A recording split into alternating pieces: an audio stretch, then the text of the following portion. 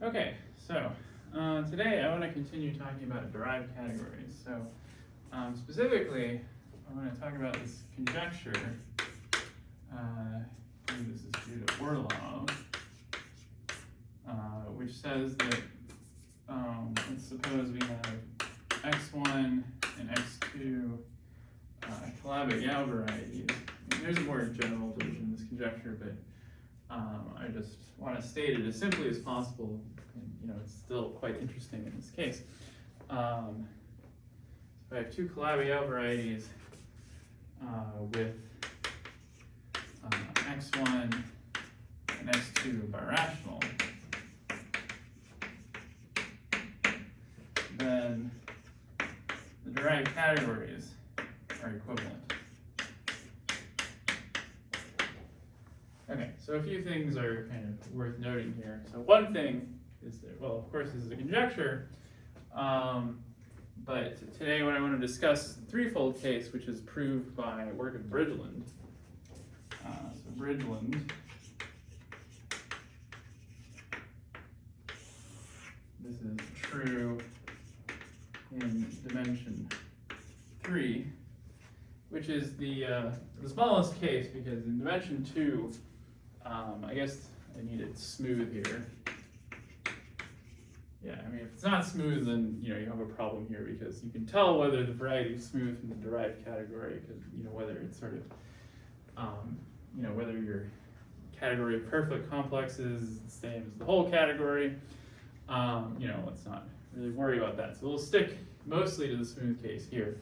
And so in dimension 2, the only Calabi-Yau in your birational class is going to be the minimal surface. So there's only one smooth one, so you never really have this situation. So dimension 3 is the first case, and the proof is due to Bridgeland, and it really boils down to showing that it's true for a single flop.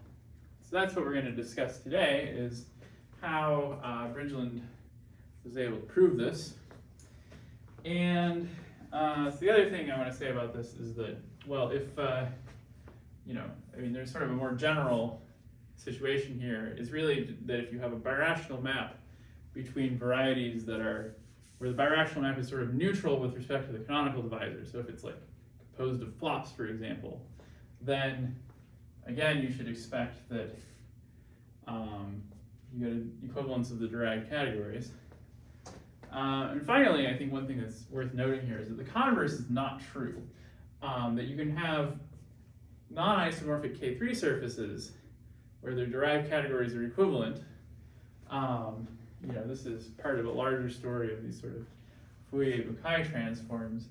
And the idea there is that you can show that one K3 surface is a moduli space for certain types of sheaves or complexes on the first K3 surface.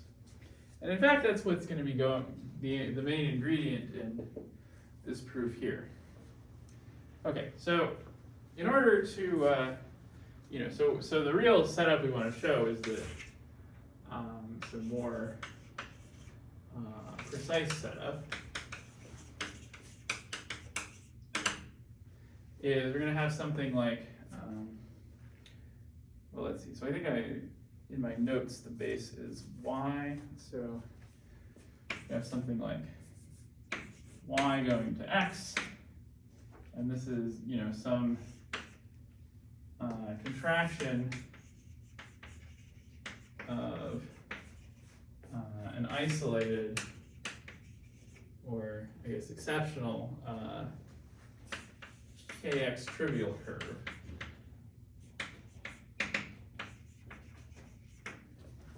And then, for a threefold, we know that then the flop exists, and it goes on the other side.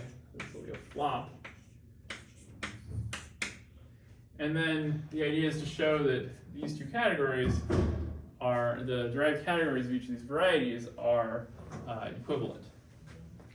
Okay, so in order to do that, we're going to need some notions from the theory of triangulated categories. So namely, we're going to need ways of breaking apart these categories, which are exactly analogous or even just corresponding to these morphisms. Okay, so let's see. So suppose I have I just have categories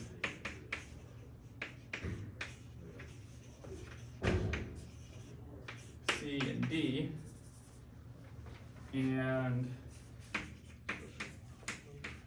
functors L from D to C, and R from C to D, and I just want to express the relation that these two functors are adjoint to each other. So L is going to be the left adjoint, and R is going to be the right adjoint. So L will be the left adjoint, and R the right adjoint.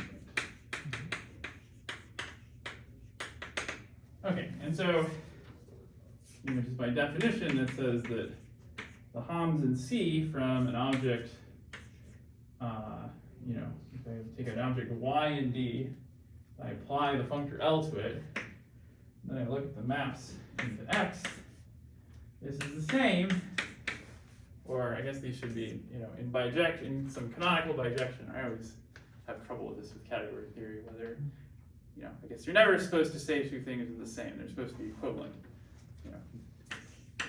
And so then, there's this, bijection given by the adjunction between the Homs in C between L, Y, and X, and the Homs in D between Y and R and X. Okay, and so, if we start with, so this is just the definition of adjunction. And so if I start with, let's let A be a triangulated category. So we'll be in the situation where A is like the derived category of some algebraic variety, and there's all sorts of technical details here, like whether the algebraic variety is singular or not kind of gets in there, but if it's smooth, you have a bunch of definitions that if you have a smooth projective variety, they all coincide. So I mostly want to stick to that case, although of course if Y is smooth and we're doing a small contraction, the result is not smooth. Well, anyway, for details, I invite you to read Bridgson's paper. But anyway, so if we have a triangulated category, and then, so we say that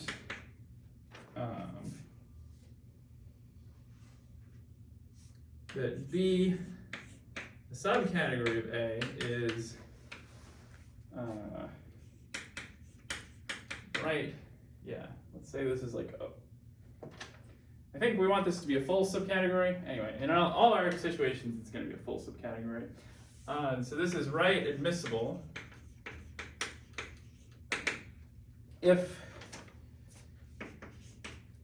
the functor, just given by the embedding, has a right adjoint. Okay, and so I have the definition here up on the board, so we can just copy that again.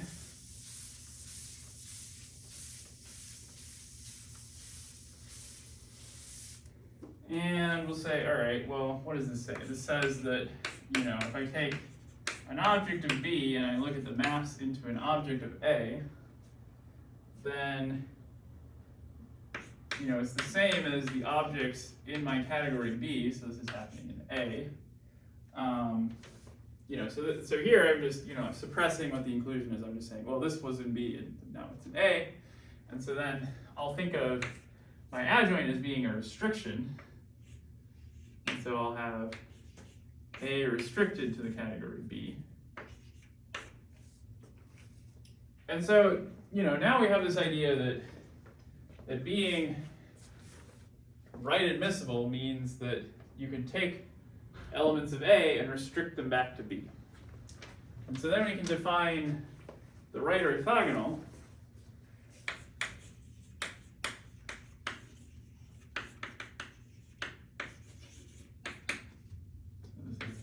right orthogonal to be the other piece of A. So the things that are orthogonal to B inside A, well, that should be exactly the ones that restrict to 0 here. So this is the full subcategory.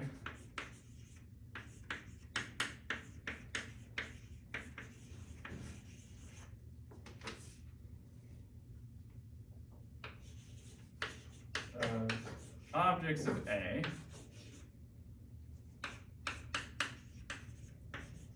such that they admit no morphisms from objects in B.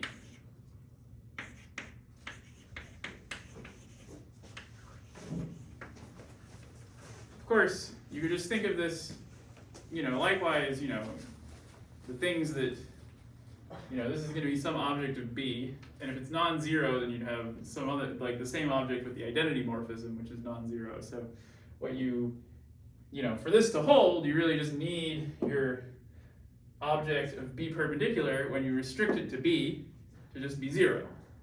So, equivalently, you can think of this category as being the objects which are sent to the 0 object under that adjoint. Okay, so so the idea here is that, given this, this right admissible category, you get a way of breaking apart your more complicated category into 2 pieces. And, it kind of depends, on the situation. There's kind of various versions of this, where, you might have, for example, like B or B perp, might be generated by just a single object or something. People study this in various guises because, triangulated categories, they can be quite complicated, and so, you need some way of, making them simpler. This is one tool for doing that, is just to say, well, we'll break our big category into 2 smaller ones. Okay, so we also want to just specify that, we're not just interested in the really abstract setting where, you just have, this is just a category. We would like also that B is a triangulated category with like a compatible structure. So, in that situation,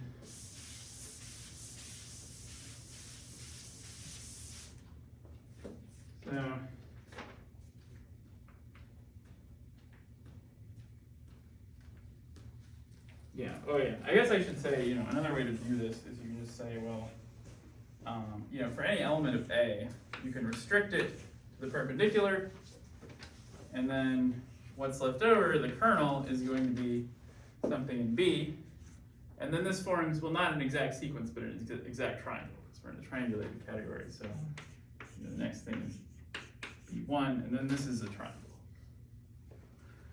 Okay, so you mean that is a distinguished triangle? Yeah, a triangle in A. Yeah, a distinguished triangle in A. That's right. Yeah. So if the category B itself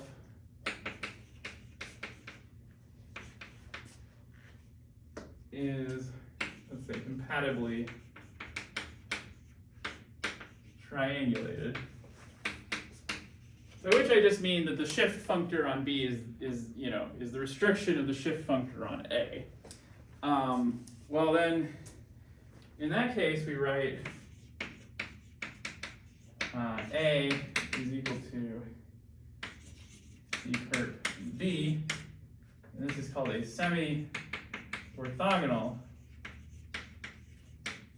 decomposition. And so the idea is that semi-orthogonal decompositions are the natural way to break up these triangulated categories in birational geometry. Okay, so this is a whole bunch of technical stuff. What's the moral here? Like, why are we doing this? Well, the idea is that we want to start with a morphism of projective varieties and then derive a semi-orthogonal decomposition from it. And so in this way, because what are we doing when we do birational geometry? Well, you have some variety and you want to simplify the variety. You want to make it simpler by getting rid of the kx negative curves on it. And so the theory is that you start with your variety that has some derived category, and then as you eliminate the kx negative curves, the derived category becomes simpler until you get to the point where you have a minimal model, and then maybe you do some flops. And the idea is that if you're contracting things that are kind of kx neutral, then the derived category shouldn't really change. So it's like when you're k neutral, the derived category should be the same, but when you're like starting with something k negative and doing a flip, the derived category should get smaller and simpler. Okay, so this is kind of, a picture that's almost not even yet conjectural because we don't know how to formulate the conjectures correctly. But let me just say kind of the broadest kind of statement is, so we're going to start with, as in Bridgeland setup, just some morphism of projective varieties.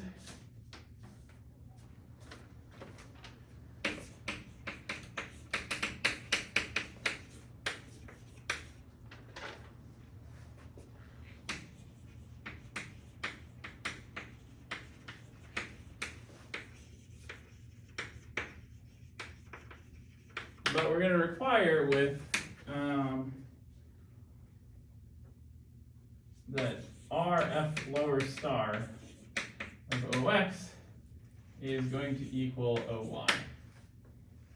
Okay, so you can think of this as a technical condition, but so one thing we should mention is that this is this will always happen when Y has rational singularities and X is and F is and KX is or minus KX is F ample.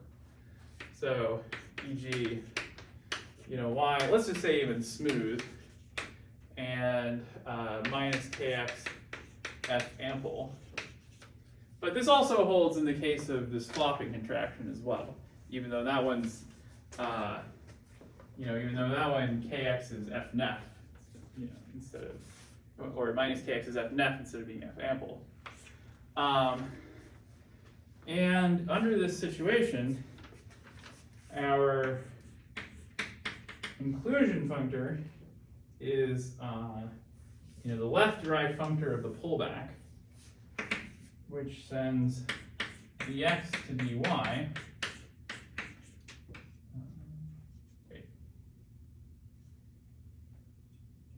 Oh, I have this backward.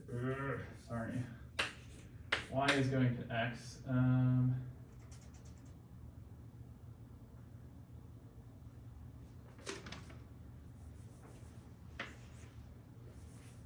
Sorry, I had it backwards in my notes. And let's just.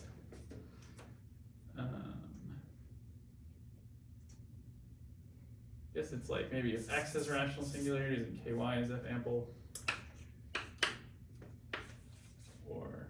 So, in our situation, X is going to be singular, but we're not going to worry about that for now. Anyway, so, we have this derived pullback functor, and then this is going to be our inclusion. And then this, in this case, this has a right adjoint. Namely, it's just RF lower star going the other way. And so that's why we need this condition, is to guarantee that these are adjoints to each other, because in particular they, it comes to the projection formula that that the HOMs all work out nicely. So this statement is basically just the projection formula, but here we're interpreting it in the land of derived categories. And when X, so in the situation we're going to actually care about today, X is not going to be smooth and Y is going to be smooth. So, we're not allowed to just like switch to the bounded derived category, but it turns out not to matter. That everything is still going to work. Anyway, so the idea is that this induces a semi-orthogonal decomposition.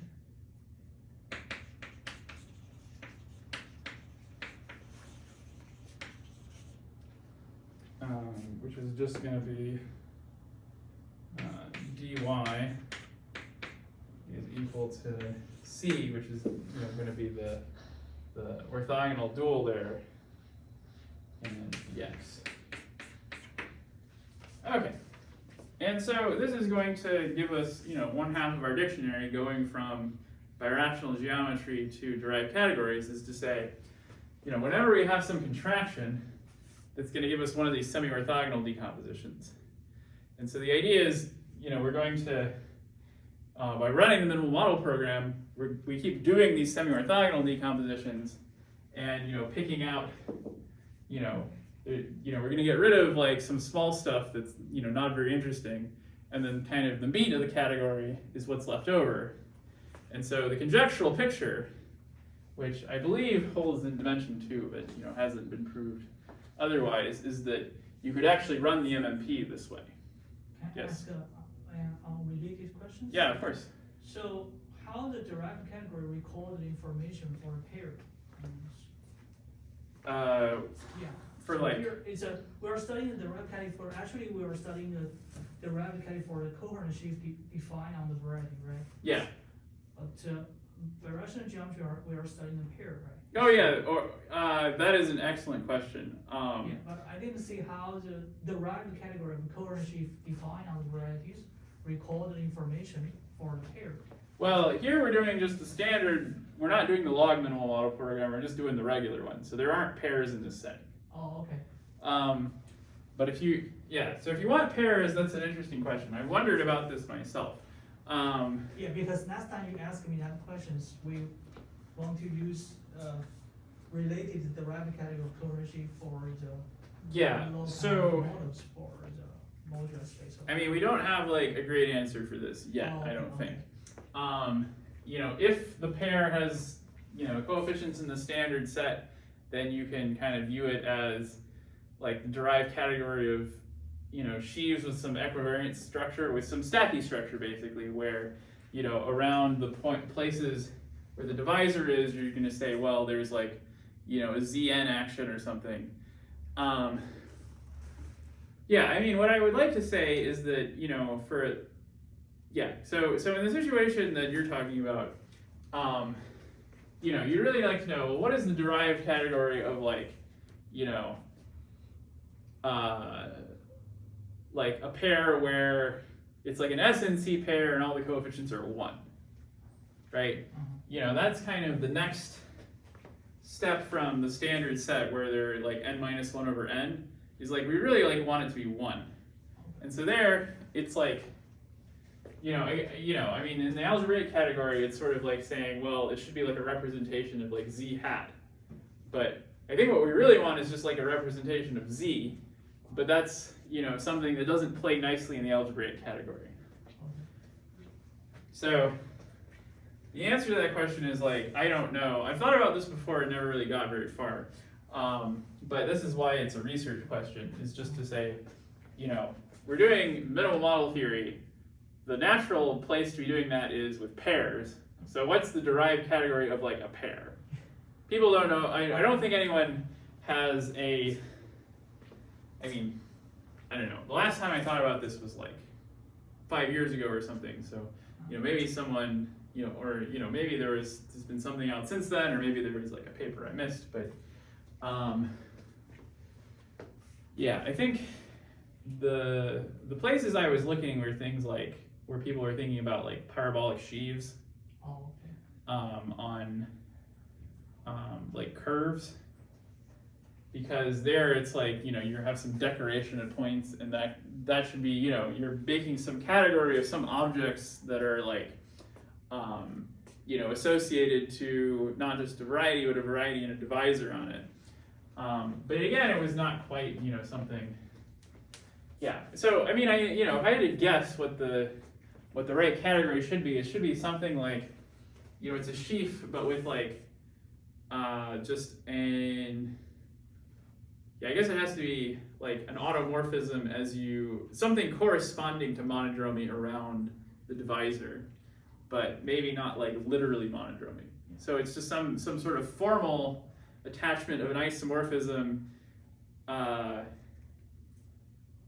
you know, the idea being like, as you loop around like the missing point, it's, you know, it's like having like a representation of the fundamental group, right? Oh, okay.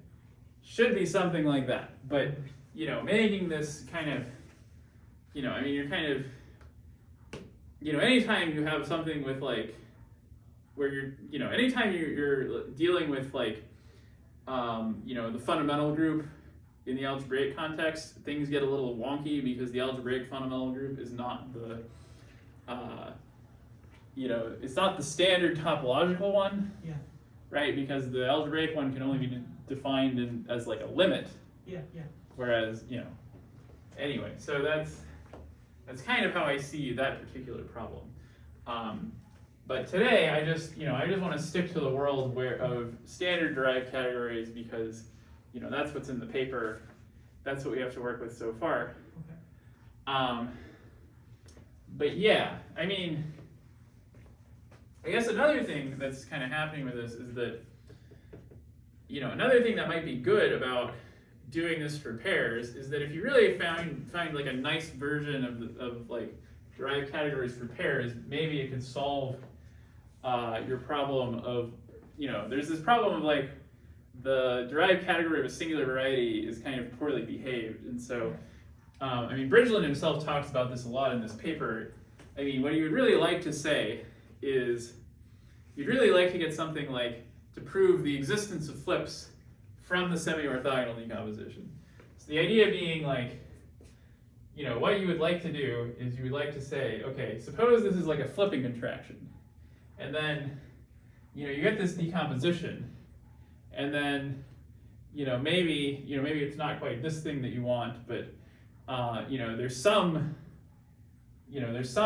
semi-orthogonal decomposition that's related to this one where, you know, this next factor is going to be the derived category of like a nice variety that's the flip of the y, and that the way you get that is by, you know, taking the moduli space of some kind of perverse sheaves on y. I mean, that's how Bridgeland constructs the flop. And the idea is, well, you know, you ought to be able to do the flip the same way. But there's these technical considerations that we don't quite know what to define in the case of a, you don't quite know what to define when you're in the case of when you have like the singularities that show up from doing flips. Okay.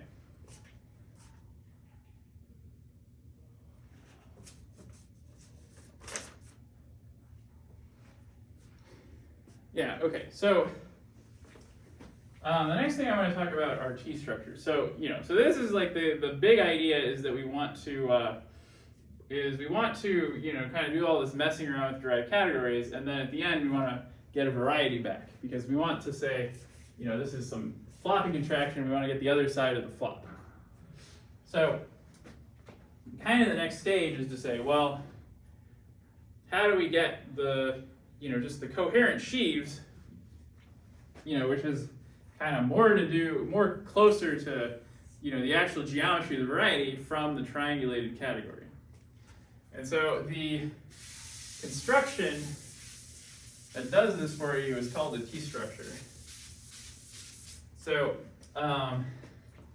it's interesting. In Bridgeland's paper, he's thanking, you know, Bondal and Orlov for hosting in Moscow when he worked on the paper. And I think he credits Orlov with making this cryptic remark about how it's all to do with T-structures. In fact, that was totally correct. So what is a T-structure? Well, a T-structure is going to be an right admissible subcategory, and it's somehow, you know, it's the same definition, but somehow we think of it differently.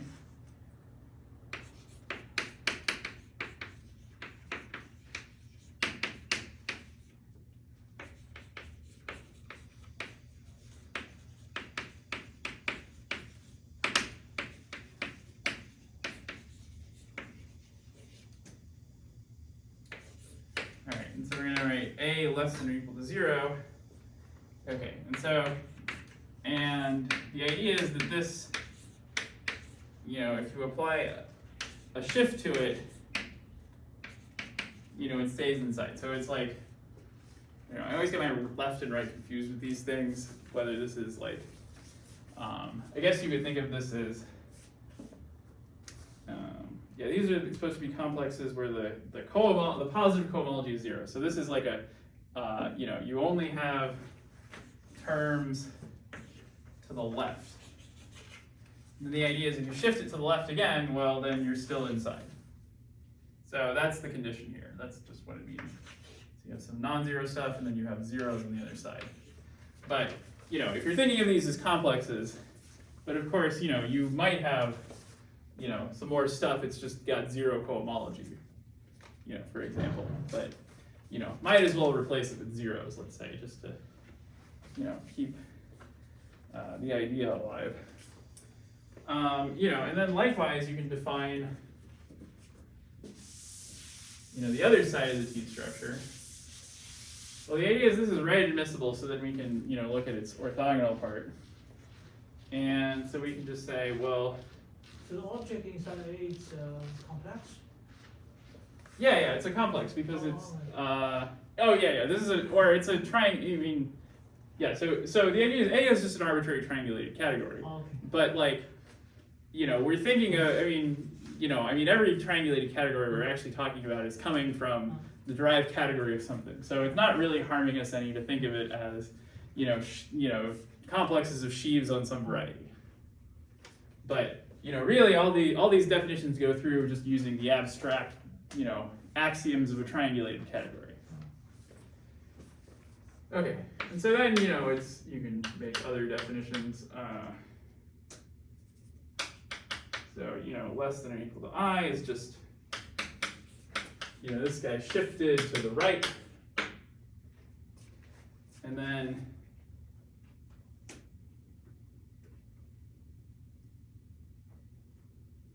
yeah, I guess it's A. Thing I have in my notes doesn't make any sense, but this is hopefully right. I think it's I minus 1 here. Perpendicular. Okay, that might not be quite correct, but the idea is that, you know, what should this actually be? It's like the complexes, you know, it's the complexes that go to the right instead of to the left. Okay, and then in the middle, you just have the sheaves that are only in one spot, right? So the idea is like this would be A less than or equal to 0, A greater than or equal to 0 would be this, and then their intersection is just stuff that lives like right here. Okay, and that's what's known as the heart of the T-structure. So the heart of A, which we'll write script H, this is also sometimes called the core. In French it's called the coeur, which is like, you know, French for heart. So, you know, whether you're thinking of this as like, you know, the heart of an artichoke or something, you know, but it's the intersection of A less than or equal to 0 with A greater than or equal to 0. So if you have the standard T-structure, you know, so what I'm drawing for you here is the standard T-structure on derived category of X. It's just like, oh yeah, you know, the T-structure is just remembering, oh yeah, these were complexes of sheaves. And it's just like the structure that it has as a complex of sheaves. And, you know, in that case, when you take the standard T-structure of, you know, complexes of sheaves or complexes of elements of any abelian category, and then you take the heart of that, it just recovers the original abelian category up to equivalence, let's say. Because, I mean, I guess it's, you know, you're not just getting the complex with a single term, you're also getting everything that's quasi-isomorphic to it. But, you know, it's a category. You should never say two things are the same, you should only say they're equivalent. Yeah, so the idea is that this is always an abelian category.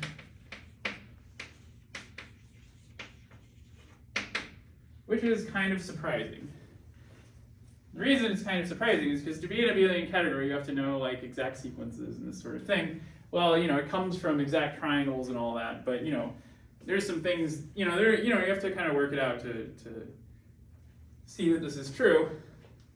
it's sort of, it's kind of clear in this case the standard T structure, but for non-standard ones, it's kind of remarkable that you're able to just extract out this abelian category from a triangulated one. Okay.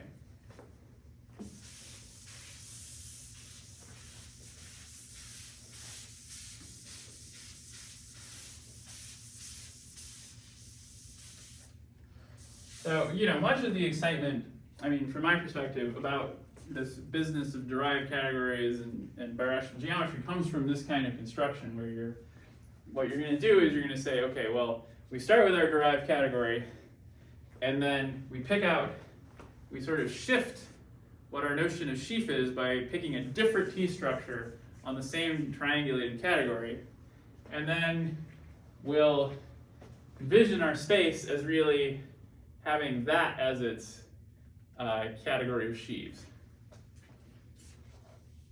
Okay, but just to kind of keep us on the ground for a moment, if we have that A is the derived category of X with the standard T structure, well, the standard one is the one I just drew over there, where it's like, this is which terms of the complex you have, but to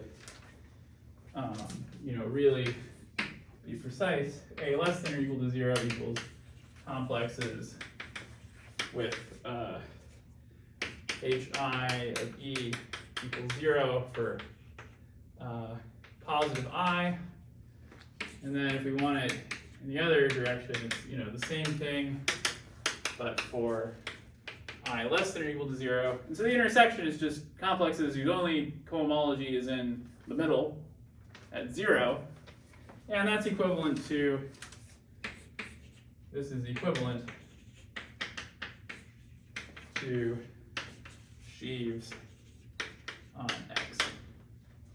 And I'm, deliberately dropping adjectives because I don't want to get hung up over whether we're talking about coherent sheaves or quasi-coherent sheaves. We're just trying to get like conceptual picture of what's happening here. Okay, so the theorem that Birational proves is that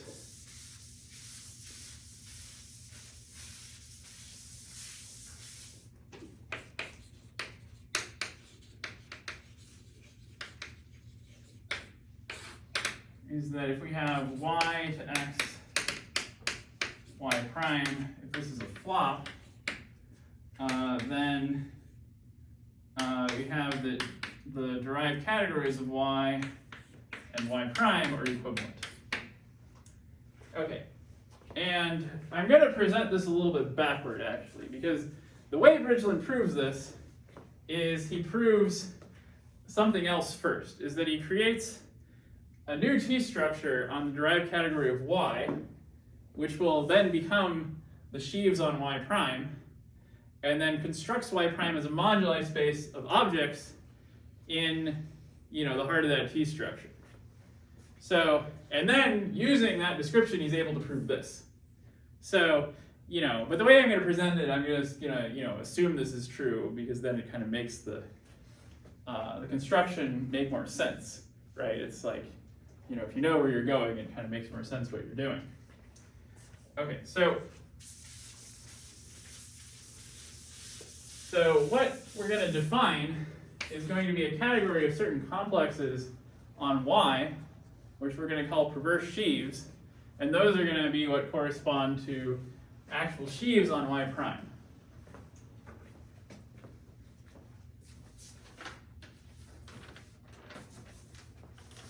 So, but the way we can think about it over here is that the standard T structure on Y prime induces, via this equivalence, a non-standard T structure, I guess it should be on dy prime, on dy. And so, the question is just like, what is it? And so what we're going to do is we're going to explore, like, what is that T structure? So this is going to be what's called a perverse sheaf, or a category of perverse sheaves. And I think Grothendieck hated this terminology because it's like, well, there's not really anything perverse about them. But the idea being that these are not really sheaves, they're just some, you've done some tweaking, you've got some complexes that you're treating now as sheaves, even though they're not actually sheaves on Y. They're going to be some complexes that, if you kind of shift your perspective, they're actually sheaves over here on a different space. Okay, so let me give you, so this is not the definition in Bridgeland's paper. He proves that this, he proves that these three conditions characterize a perverse sheaf. So we say that E in the derived category of Y is a perverse sheaf if the following three conditions hold. Let's say if and only if, because that's what Bridgeland proves.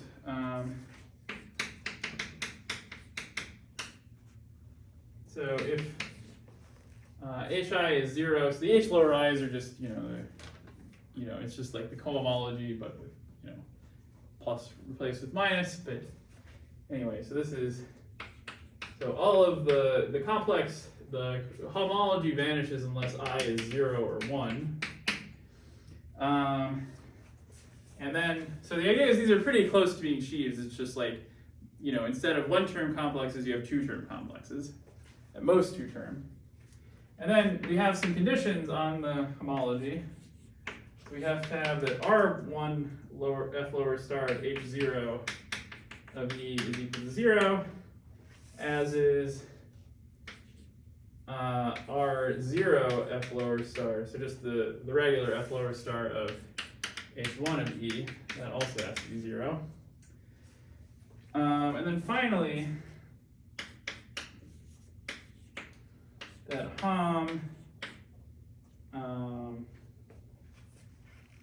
between H0 of E and C equals 0 for any sheaf on Y, just C on Y with RF lower star of C equal to 0. So the idea is that so what kind of sheaves can show up here? Well, the idea is like, if you take the structure sheaf of the curve and you twist it by -1, then if you imagine you just had that curve by itself and you're taking the cohomology of that sheaf, you get nothing, right? Because O of -1 on P1, that's a sheaf with no cohomology in any degree. And so, this is the kind of stuff that your complex is supposed to be ignoring. Okay, and so the idea is that we might want to reconstruct Y prime as the moduli space of objects in this category. So this perverse sheaf, we denote this category of per Y over X. And, Bridgeland defines a lot of categories like this indexed by numbers, but by natural numbers, but the one we want is per -1. We're just going to suppress it, so I'm not going to really present that. Definitely, if you're interested in the nuts and bolts of this argument, I'm only giving kind of an overview today. Really, Bridgeland's paper is quite excellent. It's a lot of interesting stuff in there. Okay, so then the idea is we want to represent Y prime as a moduli space of objects in this category. Of course, you don't want all objects because, space is not the moduli space of all its sheaves. It should be the moduli space of sheaves of the skyscraper sheaves. Or, with a shift of perspective, maybe you want instead the ideal sheaves corresponding to points instead of the structure sheaves. In fact, that's the one we're going to want to prefer. So what do we want? Well, we want an ideal sheaf I in this category of perverse sheaves such that I is an ideal sheaf.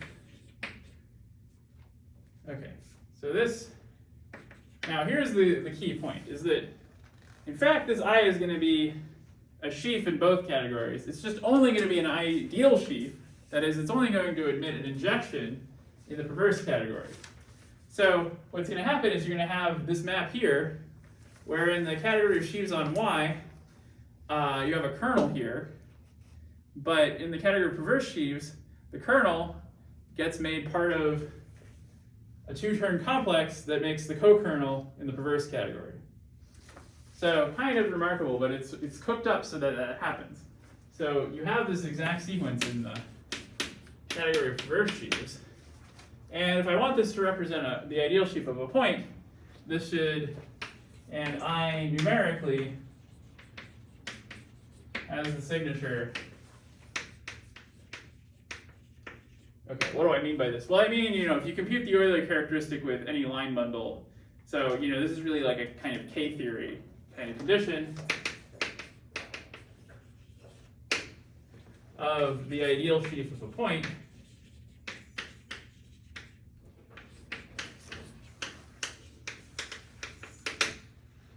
Okay, so now we're going to assume, as Birational does in his paper, that we have a particularly simple case where we're just contracting a P1, a single P1 whose normal bundle is O of minus 1 plus O of minus 1. Okay, so assume f from y into x. This is just, for simplicity, but, this is the simplest case. This contracts a single P1 C with the normal bundle of C and y being isomorphic to O of minus 1 plus O of minus 1. Okay, and then, yeah, so given, point y and c, we have the ideal sheaf of the curve can get you by extension, so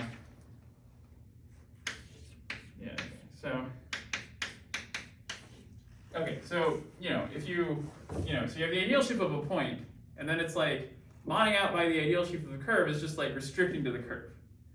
So that gets you OC of minus 1, but this is not allowed if this is supposed to be a perverse sheaf. So what this is saying is that while this is a sheaf, it's not a perverse sheaf.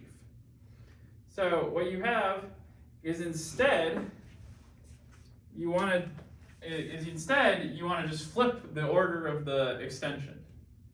So we're saying, okay, you're not allowed to have maps to this guy if you're a perverse sheaf. So if we flip it around,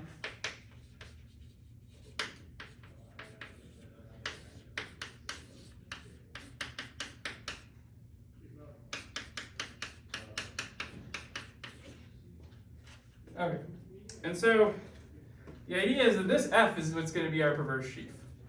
Now, the first thing to note is that, if you take x1 of IC with OC minus 1, this is isomorphic to C2. So there's a P1 worth of such Fs because, every line in here gets you an extension up to isomorphism. And moreover, this F has a map to O just by composing with IC. So if I take F to IC to O,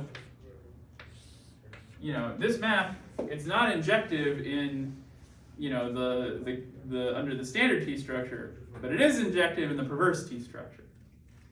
And so once you look at this, then you can say, well, forget about this IC. You can take the quotient inside the perverse category, and then each such quotient corresponds to a point on the flop. You have a P1 worth of these Fs, you got a P1 worth of these Es, and that's what reconstructs the flop for you. Okay, so I'm out of time, so I should stop here. So next time, I'm going to talk about some other topics relating to semi-orthogonal decompositions and birational geometry.